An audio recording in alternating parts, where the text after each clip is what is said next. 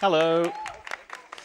That's me. We're gonna play some classic Tomb Raider, Tomb Raider 4, The Last Revelation. This is the last game core design made without being forced to make more games, so let that sink in for a minute. At first, I want to give a shout out to Howard, who was supposed to do commentary here with me, but he's in no condition to do so, so I think I speak for all of us. Best well wishes again. Luckily, 2 people stepped up. I feel like it's always Catalyst when some.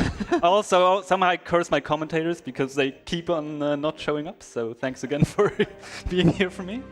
Yeah, of course. Thanks for having us. Heinke, one of the few other Tomb Raider people here, apart from the duo we of course saw earlier, and some other boomers. But yeah, let's just go in 3, 2, 1, now. So, the start of Tomb Raider 4 is a flashback to 1994 when Lara was still a teenager, and this is her mentor, Werner von Croy. And my favorite. Yeah, of course. You have the favorite mentor? Yes. You might notice the game is in German. That is not because it's funny, that's because it's required for the route that we're going to use. Also, this is the embarrassment check. I did not get embarrassed, good. Yeah, so if you do a max... Thank you. It was close, but let's pretend it wasn't. So yeah, if you do a max range swan dive there, you can skip the cycle on the spikes. However, the start here has multiple pretty precise jumps that if you get them, save only a few seconds. Okay, also got that one, nice. So yeah, climb up animation in the classic Tomb Raiders are all very slow, so generally you want to skip them. This one we can't skip. So this is kind of, obviously the tutorial level teaches you a lot of things like the shimmying here. The game, as always, with the classic Tomb Raiders, every game introduced a few new mechanics, a few new movement options, but this is all default stuff so far. And yes, if you're German speaking, I apologize in advance for the voice lines. There will be more later. Here okay, let's just... I definitely don't want to land in the water here. Das. Okay, and then we're setting up a skip here. Gonna crouch, angle myself like this, please. And then we pop up on top. Oh, very nice. Do you want to go ahead? Yeah, of course. That was an instance of a corner bug, the one glitch I understand in this game. Essentially, when you get out of bounds, which is easier in this game than in the previous ones, because you can also use flares and pick them up when you're crouched, the game forces you back, or tries to force you back in bounds by pushing you to the upper boundary of the out-of-bounds area. So if there's collision on top, Lara will get transported there. However, if there's no collision, we will just stay out of bounds instead. Yeah, so right now, as teenage Lara, we don't have that many options. She doesn't have flares, which will become very, very useful later on. They're not a new item, but they indirectly got quite a few boosts in this game, and we also don't have the binoculars, which will be even more important later on. So the intro section, like this flashback, is a bit more slow-paced, and this is somehow the origin story of how Lara got to her backpack, I guess, because this is the same one she will use for all the other ones. Well, previous ones, I guess, depending on how you look at the chronology. But yeah, there is not much going on during these cutscenes, so one of the things that Tomb Raider 4 and 5 are kind of plagued with are these longer, unskippable cutscenes, where we just can listen to Scammy instead. Oh, well, that's very kind of you. We have had a $5 donation come in from Sphere, who says, Tauchen Sie durch die Öffnung! Tauchen Sie durch die Öffnung! Bit too early, but sure. Yeah, actually like 1 minute early, but it's very good timing. So yeah, that's one of the sadly more infamous voice lines that we will get to hear soon.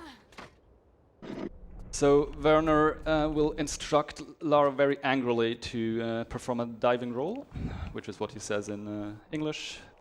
Yeah, press jump to perform a diving roll, but in German, as it should be, he's way more aggressive.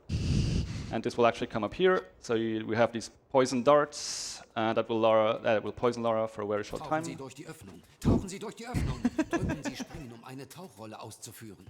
Very fluent dialogue. I also love how he uses formal speech when addressing Lara, but also calls her his child, which is...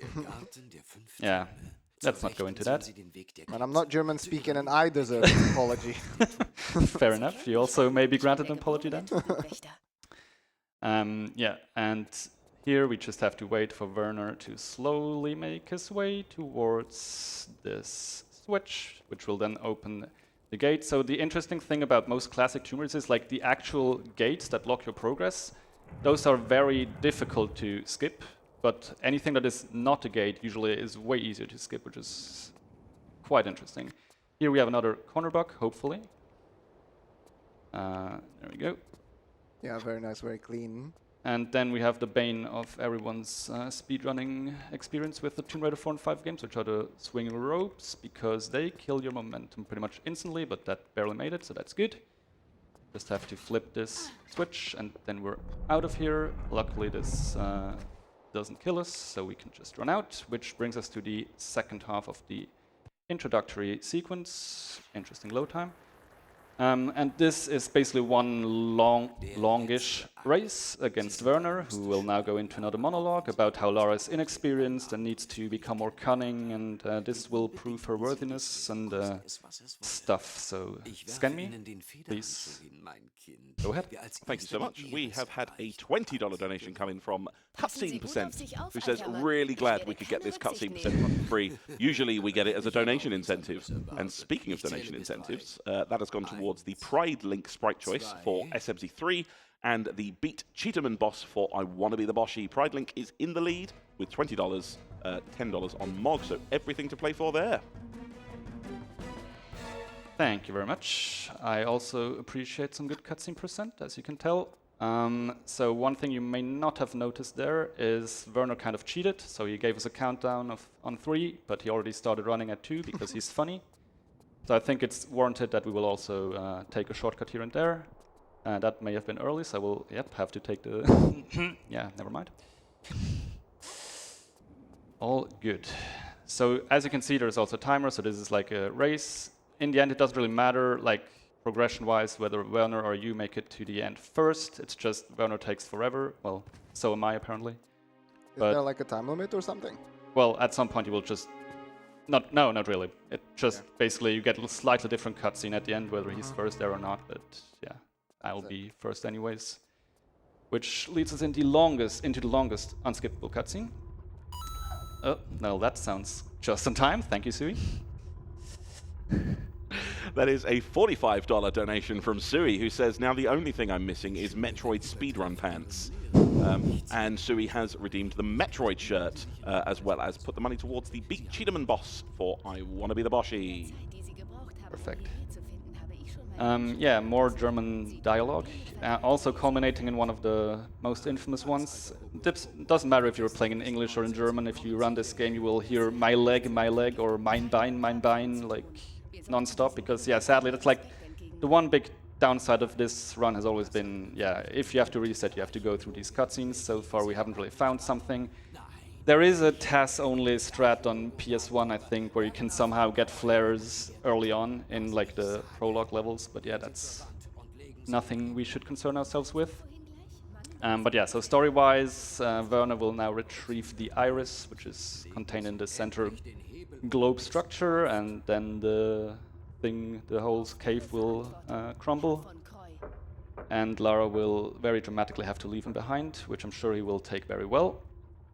So if you would play the game, which by the way, this is the longest of the classics if you play casually, yeah, he would come back later and actually be pretty much the antagonist for a while before then being possessed by some Set, so the evil Egyptian overlord god guy. But after this we will no longer see Werner for the rest of the run, so there he goes. I also like dance moves. Yeah. And it's like everything is falling apart and they're still addressing each other in the formal way. It's also very realistic. Mein Bein, yes. Ich bin schon unterwegs. Halten Sie durch. Werner. But yeah, that concludes the prologue level. After this we will only play as grown-up Lara, and all of it will take place in Egypt. So one thing you can do in these games is during the loading screen you can already buffer certain inputs. and they will be executed before the cutscene at the start of the next level starts. So before this flyby, I held draw weapon, which is why Lara will now menacingly stand there with weapon drawn. She's just ready. Yeah, she's ready, all-time ready.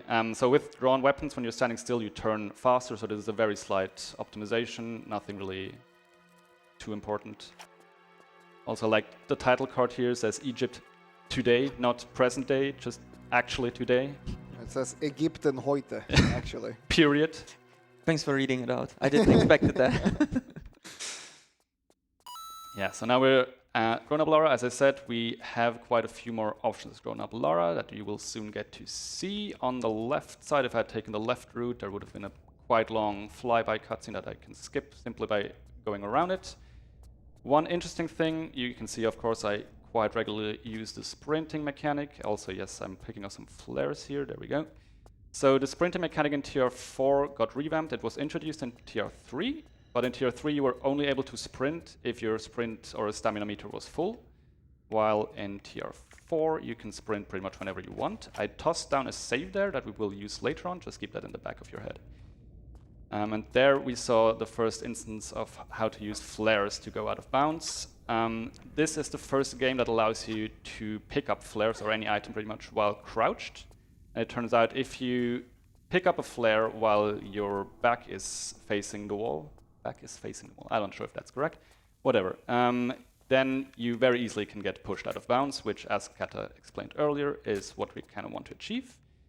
Here I will set up a keyhole glitch by first hopefully facing a somewhat good angle, then dropping my flare, sidestepping, and now we'll carry over, like Lara was stuck in the pickup animation, but since I was also close to the keyhole, I was able to transfer that interaction mode pretty much onto the keyhole, allowing me to interact with it despite not having the key, which skips a small room where there's like a blade trap and you have to slowly walk through it.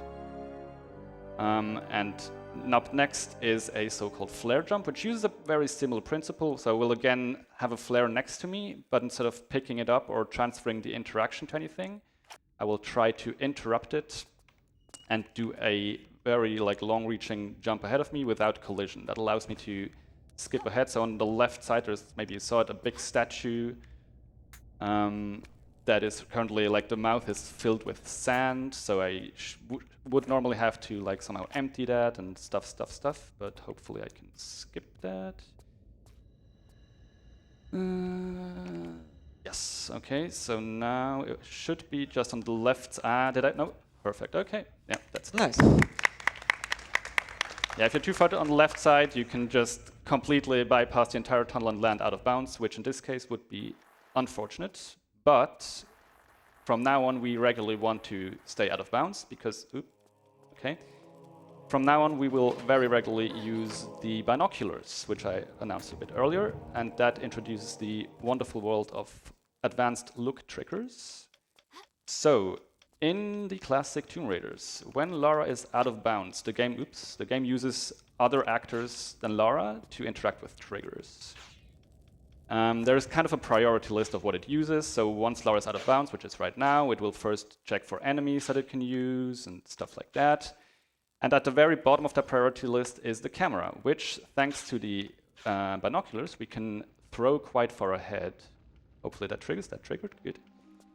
So what we did is we made sure there were no enemies on the map, no flare. The flare is also an actor that gets called before the camera. As long as there's nothing else on the map, then the camera will interact with triggers. And what we did is we just went out of bounds, threw the camera 10 tiles across the screen, which hit the cutscene triggers. So now at the end of the cutscene, we will be here.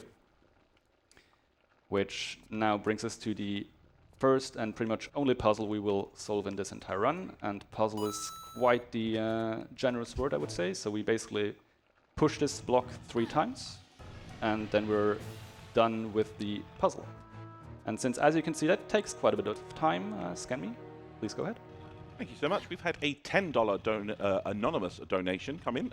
Thank you very much for that donation. And we've also had a $20 donation come in from Zet, who says, every time I see Kada running a Tomb Raider game at an event, I'm afraid that he accidentally does a full every Tomb Raider game marathon, and we're stun-locked for 12 hours or so.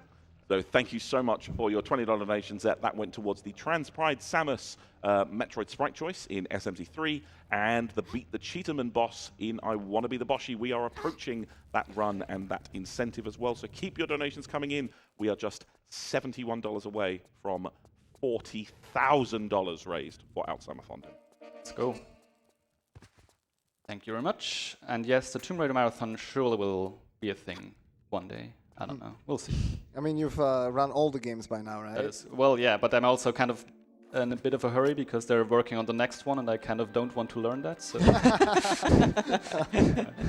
I very much feel a Cadarev-a-thon coming on.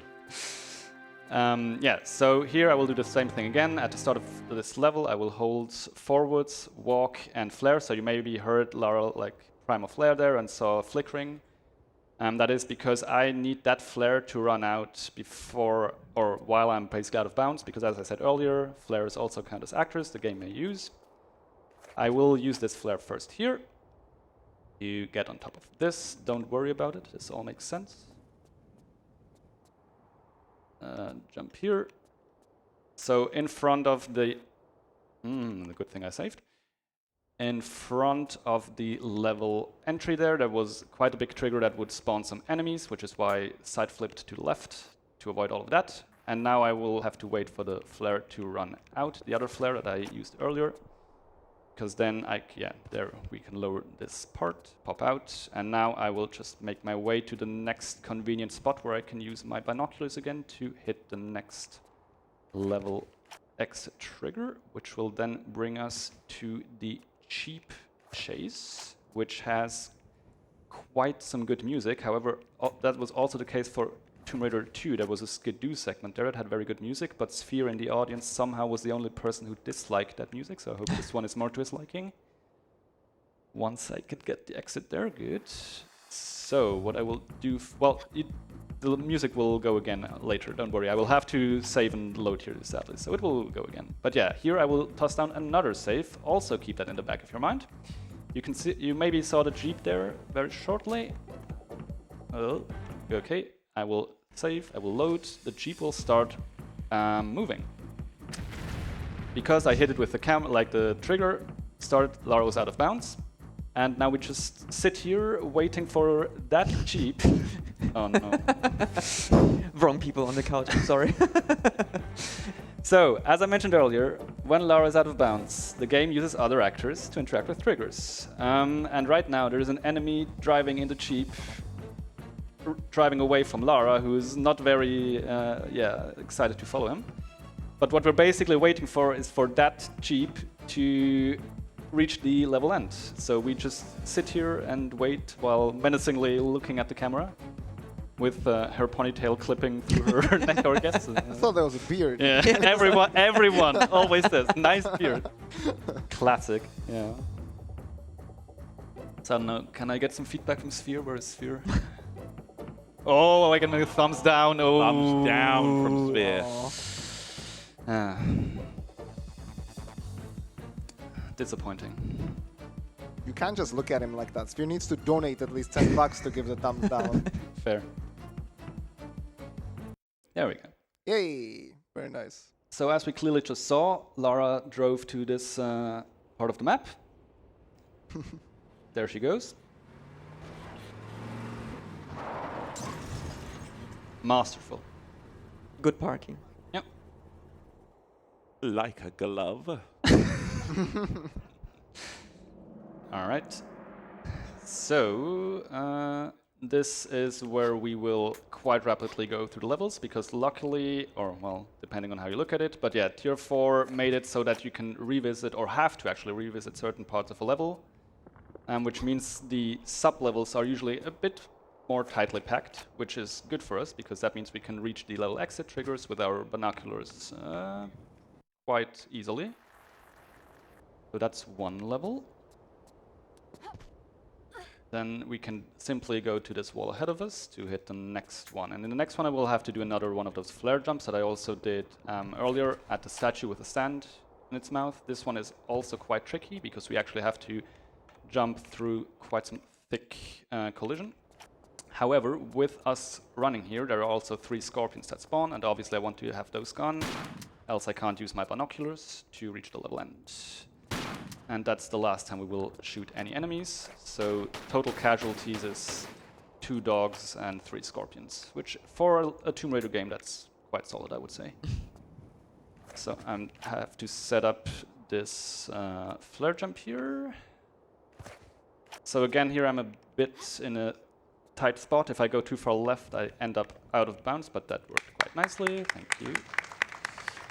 And again, we have an active flare where I just did that flare jump, so I'll have to wait for that to run out anyways. So I can take my time a bit setting this up to make sure I hit the level exit trigger. And now we wait. There we go. As I said, so this is the part where we visit quite a few levels. So yeah, as I said, you're supposed to collect some key items which then allow you to go back and do stuff in the previous levels. We don't really care, we just want to get ahead and to get out of this place. Luckily, these guys will either despawn or they don't count as enemies. I'm not sure which one of the 2 it is, but we do not have to concern ourselves with them, so that's good. I will toss down a safety save here, because if you mess up that grab there, you fall all the way down, which is still lethal. And here I will have to do another flare jump. And this one can be quite mean. Well, not the flare jump itself, but what can be mean is this is kind of the big RNG part if you grind runs. So I did some pause buffers there to very accurately point where I would throw my camera at, and now we basically just have to wait and hope that we hit the trigger. So this can be instantaneous, which clearly it isn't. It can take a while.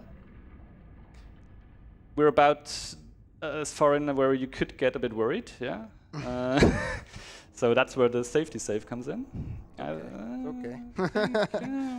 Probably gave it enough time. Okay, let's do that again. Where did I put? Oh, okay, that's where I had the safety save. Fair. So why does it take a while for the?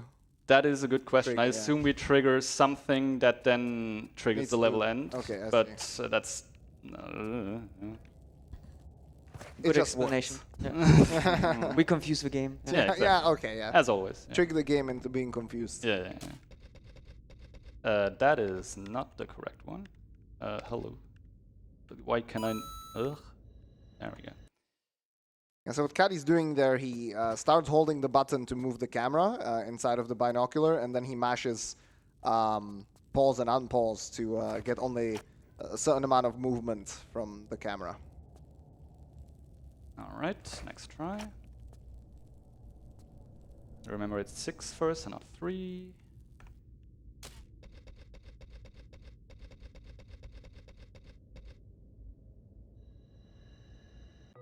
Okay,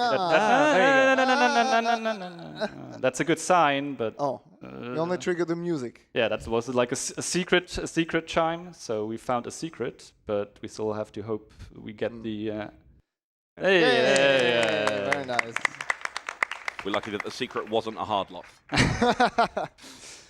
All right, then I think yeah. So these can be quite dicey, especially since I am not doing the sequence I usually do. But okay, that's fine. This is the last level of this tomb. After this, we go on a train ride, which is quite nice. Can I say I appreciated the unintentional pun there? The knife. So unintentional. Fair enough. Fair enough. Because they'll dice you. Yeah. I'll be quiet. I'm sorry. No, I get it. I get it. Very much appreciated. Thank you. Thank you for explaining my own pun that I didn't realize I was making. Flawless. Yeah, one final flare jump, and then we're off into the train level, which used to be quite a technical level. So the idea of the train level is you have to make your way all the way down the train, pick up, can I line this up? Pick up a crowbar, which allows you to go all the way back to the start of the level, because there is a switch you need a crowbar for, which basically opens up the level end. Yeah, then sadly, or not so sadly, depending on how you look at it, there was a strat found that involves quite a few voodoo-like setup steps that allows you to transfer again the interaction with a flare onto the empty switch without having the crowbar. So I hope you get as confused as the game hopefully will be soon. All of this hopefully makes sense.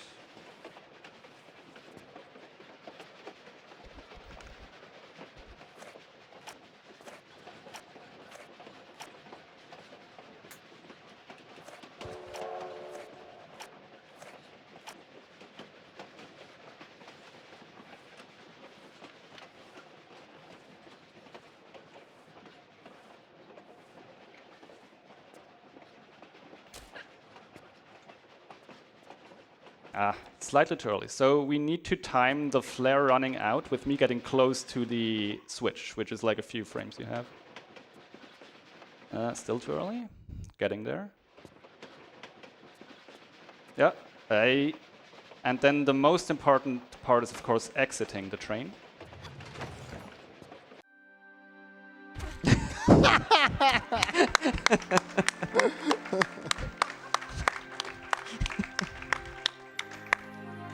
Don't worry, she's fine. That was an awesome setup, very cool. Yeah, so all of these little steps like shimmying and turning while crouched is all so you can time the flare running out just at the perfect. Yeah, basically killing frames. Yeah. Exactly. Yeah, and then we're actually already getting rather close to the end of the run. So it's just like 2 more levels until we're where we are gonna want to be for the final credits warp. So we are gonna skip the entire second half of this run or of the game. With at this point, it's not really that new credit swap New anymore. to me. Yeah, and to me, honestly, as well. Like, last time I ran this, it was still 1 hour long. But yeah, that's what we tossed down all these safety saves, well, quote unquote safety saves earlier.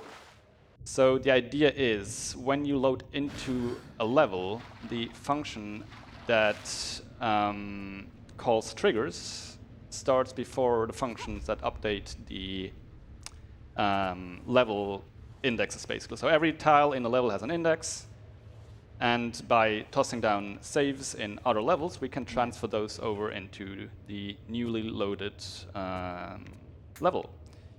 So all we have to do is basically find some weird combination where the tile index of an old level matches up with the level exit of the new level, and hopefully that will then bring us to the end of the run, aka the credits. But first there is another quite annoying cutscene trigger to the right that I just jumped around. Good.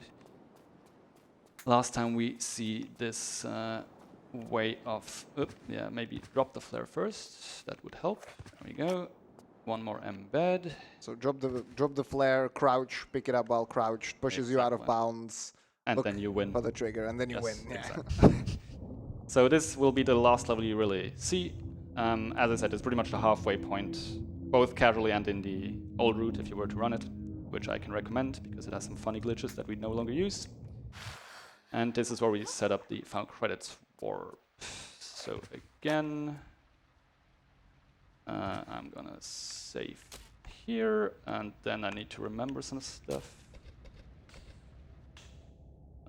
Then we save. And then we buffer 1 frame, because why not? I don't understand either. That looks good. So then we're somewhere, and then we load this, and then we load time. Flawless. Yeah.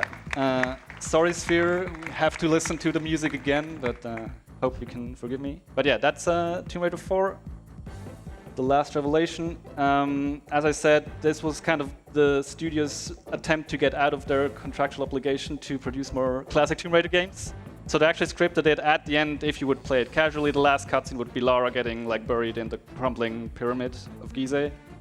But yeah, we're now at Tomb Raider 12 with 13 coming up, so you can kind of tell this didn't work out that well. But yeah, cool run. Thanks very much for joining me on short notice. That was great. Thank you.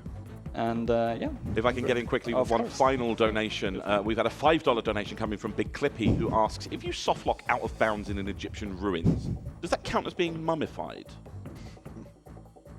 Yeah, that's a thinker. Have a think about that. Yeah. We're going to throw it back over to the intermission desk as we get set up for our next run. Thank you so much for the run, and we'll pass it over now.